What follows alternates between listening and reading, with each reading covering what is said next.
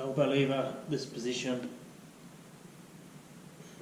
Most people think of it as a one-arm movement, or if they do more like yoga stuff, it'll be like a peacock. So that position, basically you're resting on your elbows. And we want to make the position as efficient as possible. If we come away from not resting on the elbows, it's more of a bent arm planche, which is more of a strength movement. If we do more of an elbow lever, I want the elbow to be roughly 90 degrees, but the elbow to sit on top of the hand. The elbow sits on top of the hand, easier to load. So elbows on top of hand, directly on top, and then I can balance. If the elbow doesn't stay on top of the hand, it's way harder to balance because you need to, like, the energy's going down here and there's nothing underneath. Where if the elbow's on top, it's much easier to balance.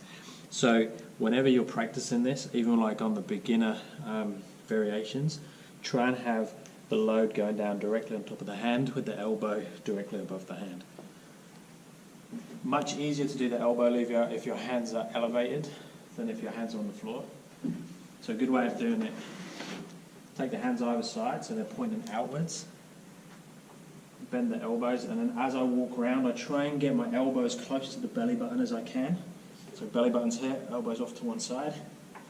So I'm going to walk around, go over as high as I can, and then just try and put weight down on top of the elbow. So I can lift my feet up, then I walk around, do the same thing on the other side. And then you can start to open up a bit more. And then once you can open up on both sides, you can start thinking about loading the working arm more and decreasing the weight out of the other arm. So I'm going to load this right arm, I'm going to move this block away, so I'm going to have less weight in this one, more weight obviously in the working arm. Elbow again stays on top.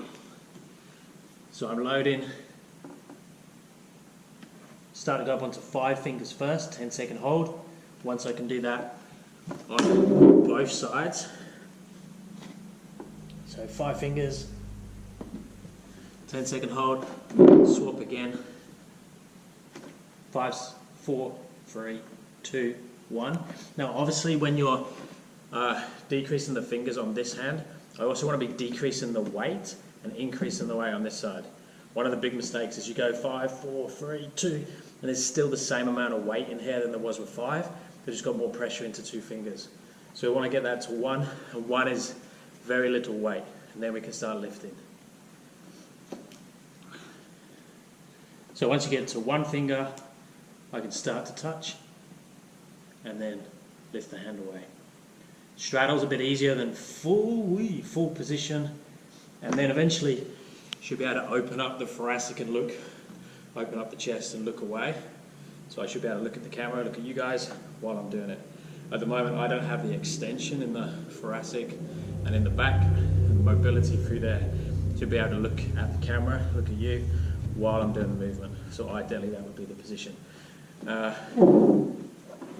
Other option, do it on the floor, head touching, extend the feet, slowly lower the feet back down, which brings the shoulder up.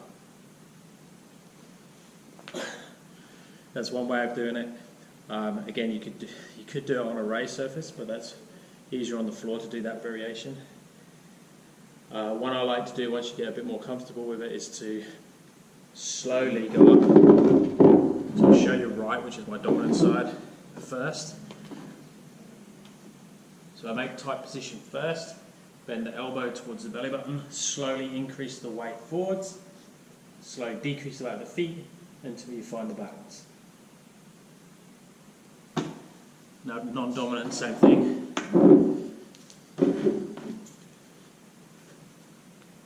Slowly decrease the weight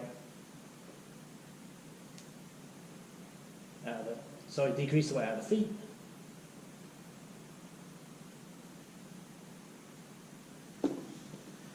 Way more comfortable on my dominant side, much harder on the left. I've just done more reps and sets on this side. That's the Croc elbow lever.